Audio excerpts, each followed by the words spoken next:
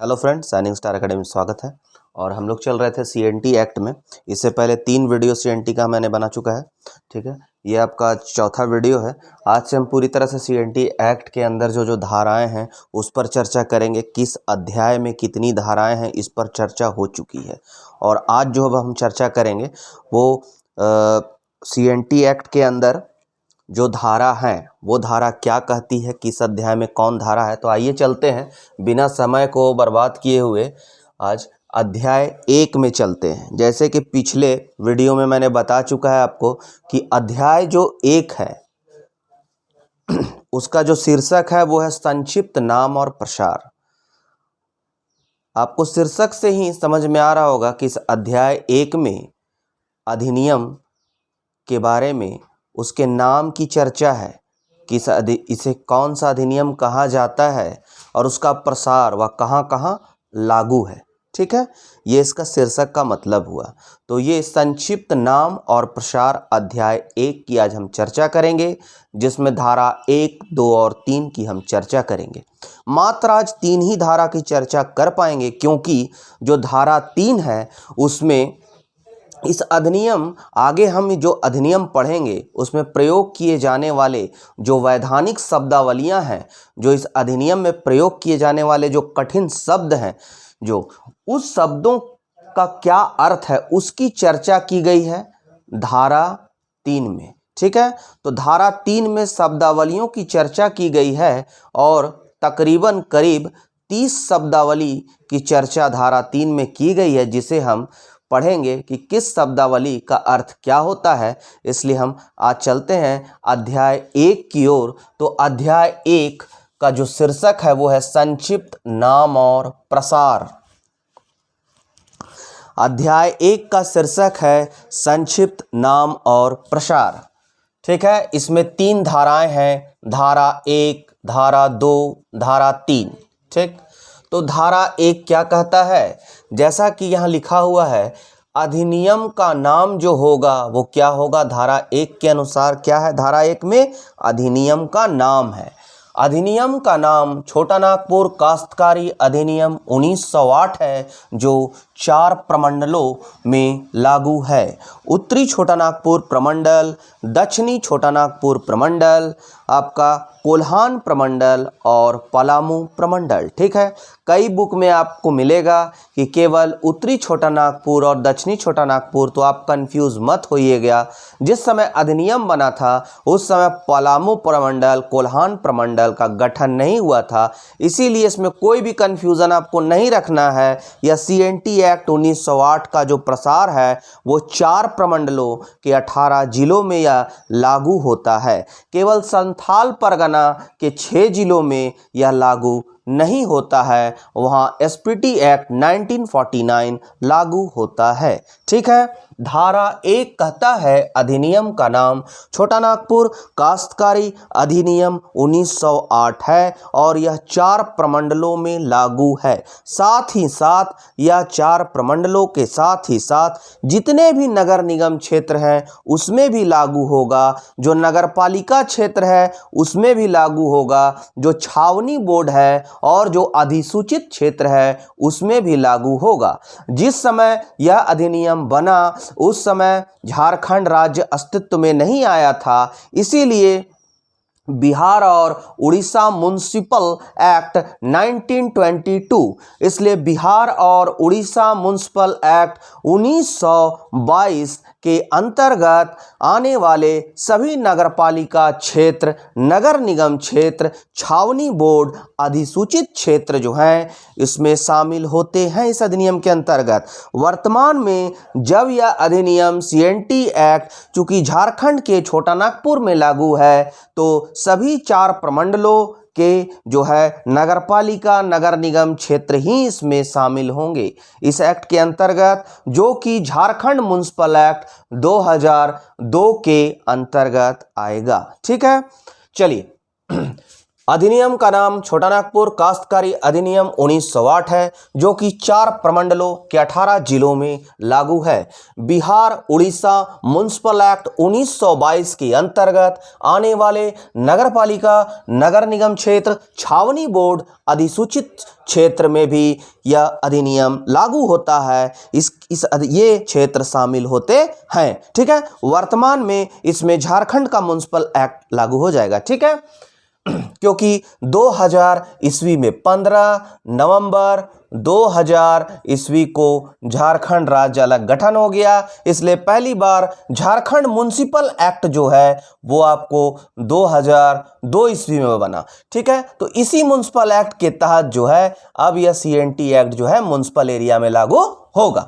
चलिए, धारा 1 क्लियर हो गया। धारा 2 में कुछ नहीं है, वैसे अधिनियम के निरसन की बात की गई है, रद्द करने की बात की गई है, जो इस एक्ट के लागू होने के पूर्व जो है छोटा नागपुर में लागू होते थे। ठीक है, जैसे कि बंगाल काश्तकारी अधिनियम, बंगाल लैंडलॉर्ड अधिनियम, बंगाल लगान अधिनियम, बहुत तरह का नियम था। उस नियम को आपको जानना नहीं है कौन कौन अधिनियम है। ठीक है, आपको इतना ही जानना है कि धारा 2 जो है वो निरसन की बात करती है। इसका अर्थ कहीं नहीं हमको यह लगाना है कि धारा 2 को रद्द कर दिया गया है CNT एक्ट से। नहीं, धारा 2 को CNT एक्ट से रद्द नहीं किया गया है। धारा 2 में निरसन की बात कही गई है, रद्द करने की बात कही गई है। किसको किसको रद्द करने की बात कही गई है, तो देखते हैं। धारा 2 निरसन की बात, अनुसूची क में शामिल अधिनियमों, अधिसूचनाओं को छोटा नागपुर प्रमंडल में रद्द किया जाता है। ठीक,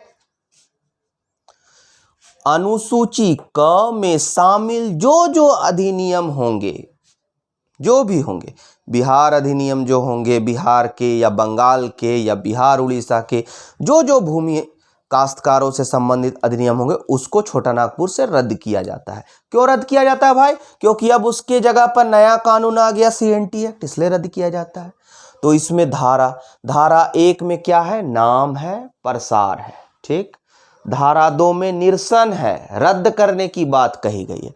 अनुसूची क में शामिल अधिनियमों और अधिसूचनाओं को छोटा नागपुर प्रमंडल से रद्द किया जाता है। साथ ही अनुसूची ख में जो शामिल अधिनियम होंगे, अनुसूची ख में शामिल जो अधिनियम होंगे, उसको पूरा छोटा नागपुर से नहीं, उसको धनबाद जिला, पूरा धनबाद जिला और सिंहभूम जिले के 3 थाने, जिसमें है चांडिल थाना, पटमदा थाना और ईचागढ़ थाना से निरस्त किया जाता है। मैं फिर दोहराता हूं, धारा 2 निरसन की बात करता है। अनुसूची क में शामिल अधिनियमों, अधिसूचनाओं को छोटा नागपुर प्रमंडल से रद्द किया जाता है। अनुसूची ख में शामिल अधिनियमों को धनबाद जिला और सिंहभूम जिले के, फिर बोलता हूं, अनुसूची ख में शामिल अधिनियमों को संपूर्ण धनबाद जिला व सिंहभूम जिले के 3 थानों चांडिल, पटमदा और ईचागढ़ थाना, चांडिल, पटमदा और ईचागढ़ थाना से निरस्त किया जाता है। उम्मीद करते हैं कि आपको दोनों क्लियर हो गया होगा। धारा 1 क्या है? नाम और प्रसार है। धारा 2 निरसन है। धारा 3 में चलते हैं। धारा 3 जो कहता है, आप कभी ये मत सोचिएगा कि इसमें 271 धारा है और 19 अनुच्छेद है, तो हमको 271 धारा को रटना है। नहीं रटना है। ठीक है, बहुत ज़्यादा आपको रटना है कि कौन सा चीज़ किस धारा में है, तो 20 से 25 धारा भी आप कर लीजिएगा तो आपके लिए बहुत है। ठीक है, वो मैं बतला दूंगा कि आपको किस में जानना है कि कौन सा धारा है। जैसे ST की जमीन ST को दी जाएगी, SC की जमीन SC को, OBC की OBC को, तो वो किस में है? तो 46 में है। आपको खेती ऐसे करना है कि भूमि का मूल्य नहीं बदले, तो वो किस में है? तो 21 में है। ठीक है, सरकार उद्योग और खनन कार्य के लिए जमीन को ले सकती है, किस में है? तो 49 में है।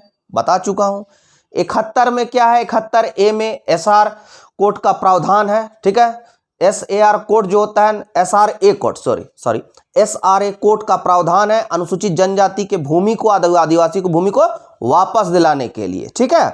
तो इस तरह मैं बतला दूंगा, आपको ये नहीं जानना है सब में कौन धारा में क्या है, आपको एक एक्ट कहता क्या है, वो कहना क्या चाहता है, उसका सारांश समझना है।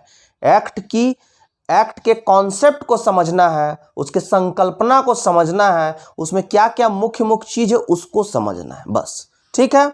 चलिए, तो इसमें आप याद रखिएगा कि धारा 1 में मैं बताता जाऊंगा कि कौन सा इंपॉर्टेंट है धारा जिसमें आपको ध्यान रखना है। तो धारा 1 आपके लिए इंपॉर्टेंट है कि इसमें क्या है, धारा 2 भी बहुत इंपॉर्टेंट है कि इसमें क्या है, ठीक है। आप इसमें जो थाना है, चांडिल थाना, पटमदा थाना, ठीक है, धनबाद जिला में यह नहीं लागू होता है, अनुसूची ख में जो अधिनियम है वो धनबाद जिला में लागू नहीं होता है, और सिंहभूम जिले के चांडिल, पटमदा और ईचागढ़ थाना, इसको याद रखिएगा, ठीक है, बतला दिए। अब धारा 3 में कुछ शब्दावलियां हैं जिसकी परिभाषाएं दी गई है। अब हम लोग शब्दावली, करीब 30 शब्दावली हैं, यहां मैंने बोर्ड पर करीब 20 की शब्दावली जो भी है लिखा हूं, 8-10 आपके जो भी छूट जाएंगे वो मैं नेक्स्ट वीडियो में इधर लिख दूंगा, और फिर हम लोग अध्याय जो है 2 में चले जाएंगे, ठीक है, अध्याय 2 ठीक में चले जाएंगे, जो हमारा शुरू होगा धारा 4 से शुरू होगा, ठीक है। धारा 4 से लेकर धारा 8 तक अध्याय 2 है, ठीक। उसके बाद 9 से 15 अध्याय 3 है, ठीक है। चलिए हम धारा 3 परिभाषाएं व शब्दावली में चलते हैं। चलिए, यहां पर पहला जो शब्दावली आया वो क्या है, कृषि वर्ष है, ठीक है, कृषि वर्ष है।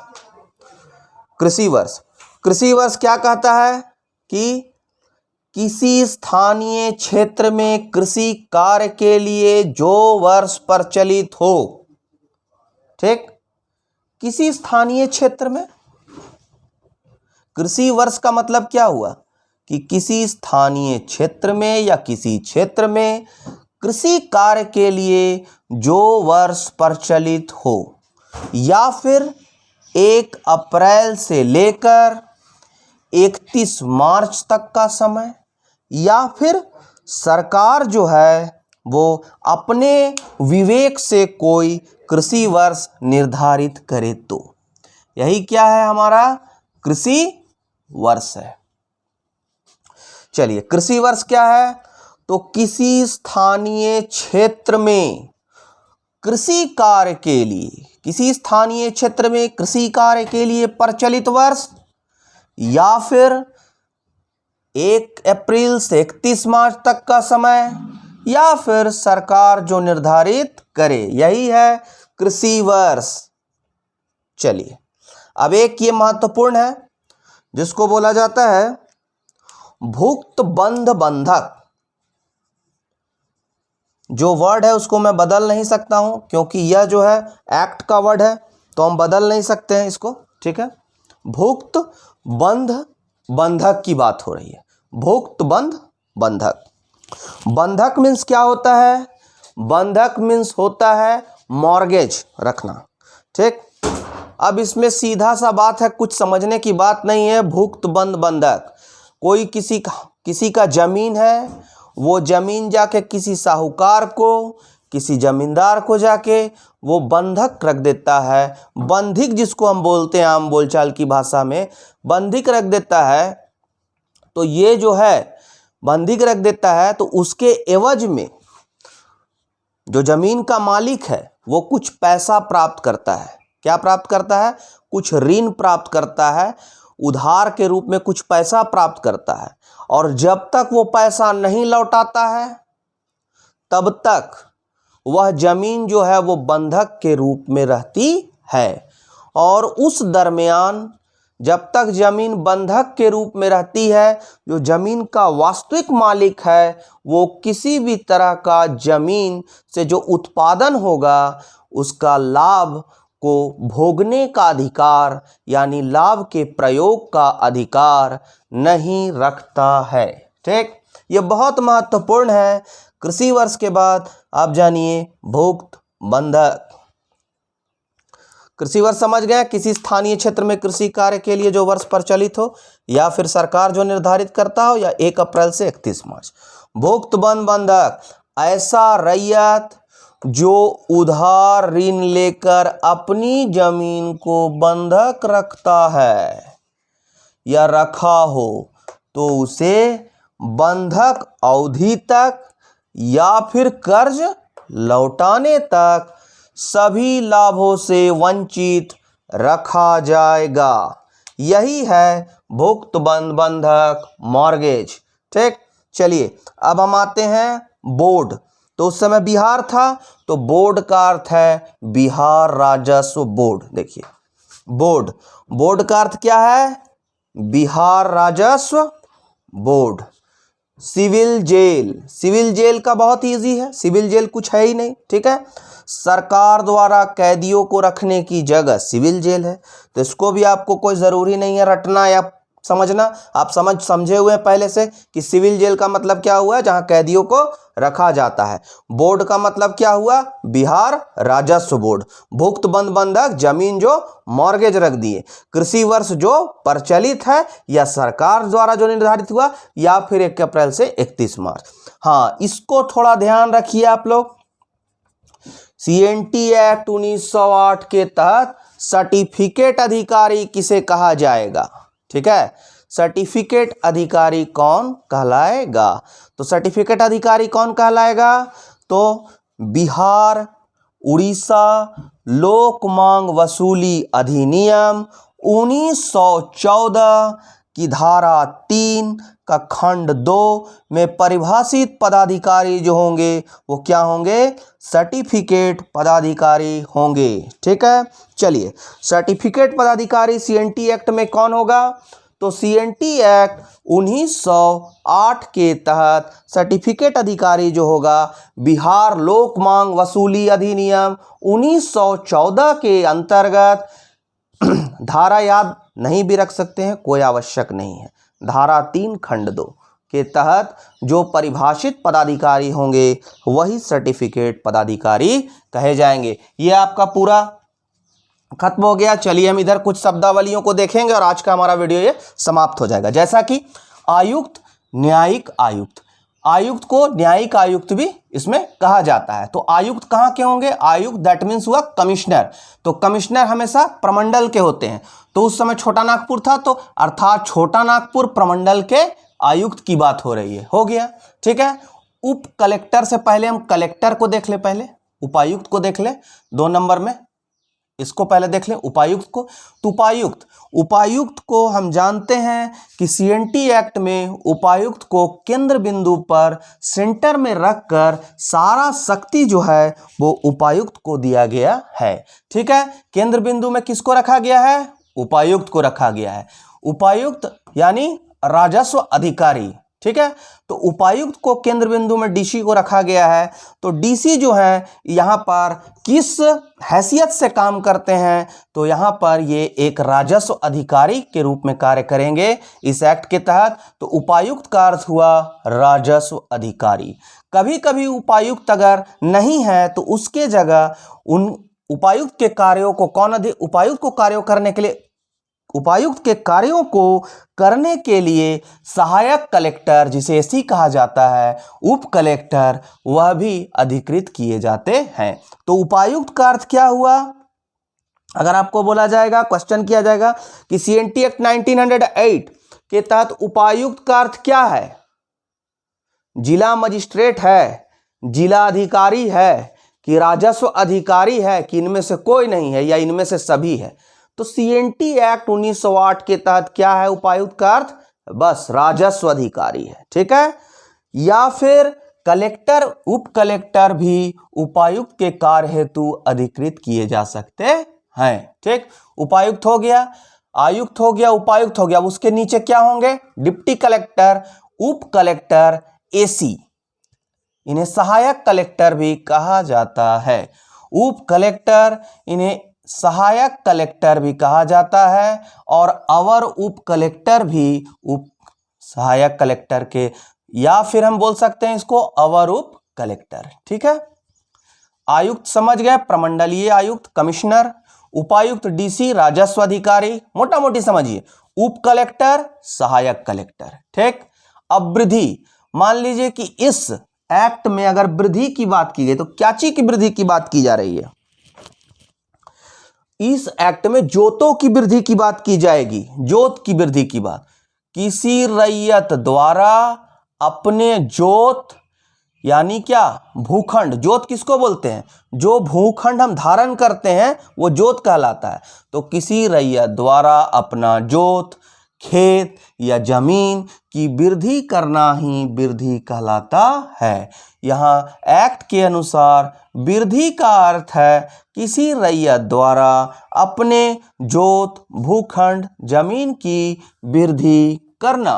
ठीक है, आपको इतना में, जब वृद्धि तक की अगर बात की जाए तो इतना में एक पूछने वाला जो क्वेश्चन है आपको जो बनता है वो है भुक्त बंध बंधक बनता है और कुछ नहीं बनता है। चलिए, आप भुक्त बंध बंधक को समझ गए, बस हो गया। संपदा, अब आइए संपदा। तो संपदा क्या है भाई? इस एक्ट के तहत संपदा क्या है? पहले आप एक काम कीजिए, इसका एक स्क्रीनशॉट ले लीजिए।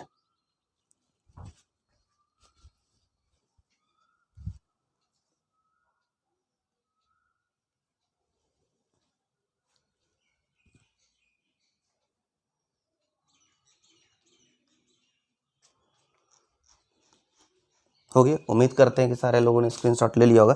बारिश की वजह से और थोड़ा टेक्निकल कारण से जो है आज पिक्चर थोड़ा क्लियर नहीं आ रहा है, इसके लिए हम लोग खेद चाहेंगे। ठीक है, नेक्स्ट बार से इसका कुछ उपाय किया जाएगा। टेक्निकल कारण के कारण जो है जो भी बारिश की वजह से और थोड़ा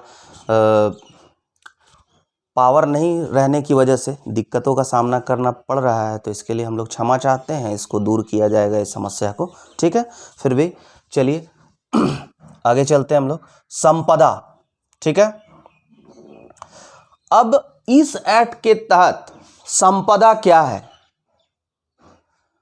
संपदा क्या होगा इस एक्ट के तहत? जमीन होगा, जमीन ही ना संपदा होगा। जो उससे लगान मिलता है वैसा जमीन, या लगान नहीं मिलता है जमीन संपदा होगी। ठीक, अब संपदा क्या है? तो सरकार की जमीन संपदा है।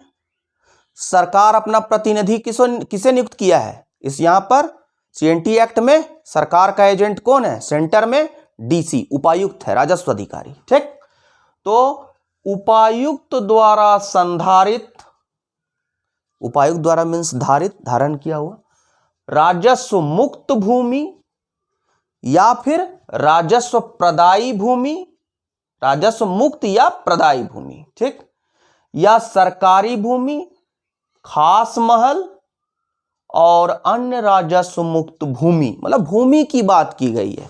आपको समझना क्या है कि संपदा दैट मीन्स भूमि की बात की गई है। ठीक है, कैसी भूमि? तो उपायुक्त द्वारा धारित, उपायुक्त द्वारा या संधारित, ठीक, उपायुक्त द्वारा संधारित राजस्व मुक्त या राजस्व प्रदायी भूमि, या सरकारी खास महल भूमि, या फिर अन्य कोई राजस्व मुक्त भूमि क्या है? संपदा है। ठीक, वृद्धि बता दिए थे, जोतों की वृद्धि से है इसका तात्पर्य। संपदा समझ गए, उपायुक्त द्वारा संधारित राजस्व मुक्त, प्रदायी, सरकारी खास महल भूमि और अन्य राजस्व मुक्त भूमि। चलिए, अब इंपॉर्टेंट इसमें क्या है देखिए, वन उपज, वन उपज और जंगल संपत्ति, ये दोनों को आप तुलनात्मक रूप से जब देखिएगा तो आपको समझ में आ जाएगा। जहां संपत्ति की बात होगी और जहां वन उपज की बात होगी तो अंतर हो जाएगा। वन उपज का मतलब हुआ वन से प्राप्त होने वाला वनोत्पाद, दैट मीन्स जो कंद मुंद फल होते हैं वो वन उत्पाद है। जो वन का जो पत्ता होता है, जैसे केंदू पत्ता बीड़ी के लिए प्रयोग होता है, वो वन उत्पाद है। फिर जो जैसे मेध का पेड़, जिसके छाल से अगरबत्ती बनाई जाती है, ध्यान रखिएगा, मेध का पेड़, मेध का पेड़ के छाल से अगरबत्ती बनाई जाती है, जैसे तो मेध के पेड़ का छाल वो वन उत्पाद हुआ। ठीक है, तो वन उपज का मतलब हुआ वन से प्राप्त होने वाला उत्पाद, वनोत्पाद। लेकिन जहां जंगल संपत्ति की बात हो गई या वन संपत्ति की बात हो गई तो उसमें वन उत्पाद के अलावा खड़ी फसल भी जुड़ जाएगी। ठीक है, तो ये कंफ्यूजन करने वाला चीज है, इसलिए मैंने आपको क्लियर कर दिया कि वन उपज का मतलब होगा वन से प्राप्त होने वाला वनोत्पाद हो जाएगा वन उपज। लेकिन यहीं पर वन संपत्ति या जंगल संपत्ति बोलेंगे तो जंगल से प्राप्त होने वाला वनोत्पाद और प्लस में खड़ी फसल, खड़ी फसल। वन उपज वनोत्पाद, जंगल संपत्ति वनोत्पाद प्लस खड़ी फसल। क्लियर हो गया? चलिए अब आते हैं जोत। ये जंगल संपत्ति और वन उपज में ध्यान रखिएगा, आपको ध्यान रखना है भुक्त बंध बंधक को, संपदा को, वन उपज और जंगल संपत्ति को। फिर नेक्स्ट जोत, तो रैयत द्वारा जो धारित भूखंड है, भूमि का खंड है, वही जोत है, बता चुके हैं। वही जोत जब बढ़ाता है तो उसको वृद्धि कहते हैं। तो रैयत द्वारा धारित भूखंड, जोत का अर्थ क्या है? रैयत, किसी रैयत द्वारा धारित भूखंड, भूमि का खंड, किसी रैयत द्वारा धारित भूखंड जोत कहलाता है। और जब रैयत द्वारा अपने जोत में वृद्धि की जाती है तो उसे ही हम वृद्धि कहेंगे। ठीक है, तो किसी रैयत द्वारा धारित भूखंड जोत हुआ। क्वेश्चन नेक्स्ट पूछा जा सकता है कोड़कर भूमि के बारे में कि कोड़कर भूमि किसे कहते हैं। तो ध्यान दीजिएगा, उरांव के द्वारा विकसित भूमि को भूइहर भूमि कहा जाता है। मुंडाओं द्वारा जो विकसित या गांव जो बसाया जाता है उसको खुटकट्टी गांव, खुटकट्टी भूमि कहा जाता है।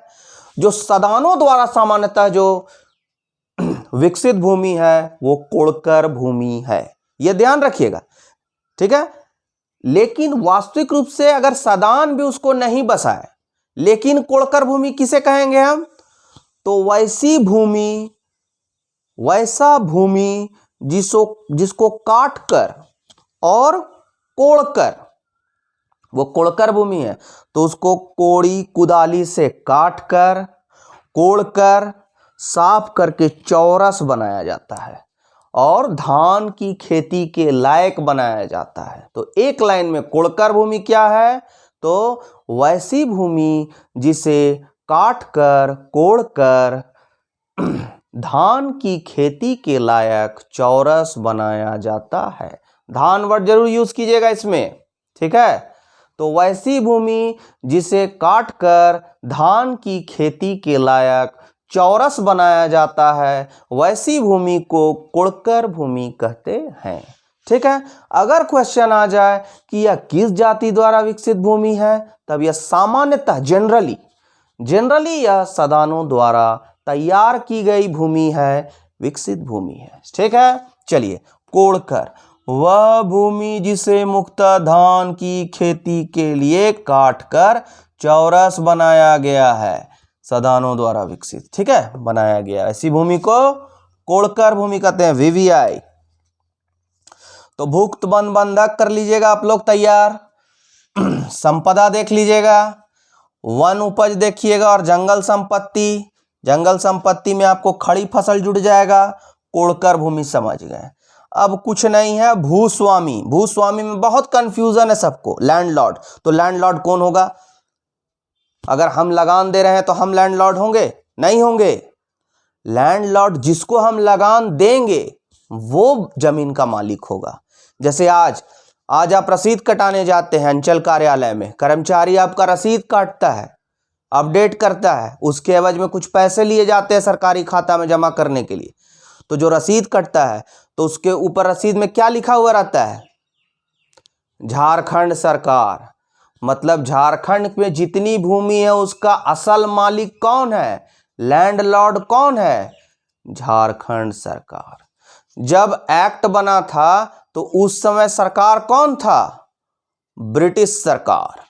और ब्रिटिश सरकार ने मालिकाना हक किसको दिया था? जमींदारों को। तो एक रूप में यहां भूस्वामी सबसे हम क्या बोल सकते हैं आज के संदर्भ में? झारखंड सरकार। जब एक्ट बना था उस समय के संदर्भ में ब्रिटिश सरकार और जमींदार, क्योंकि ब्रिटिश सरकार भी जमींदार को बोल दी थी टैक्स लेने के लिए। जब जमींदारी प्रथा समाप्त हो गई तो कौन हो गया? सरकार हो गया। तो लैंडलॉर्ड कौन है? सरकार है। या फिर भूस्वामी या लैंडलॉर्ड कौन है?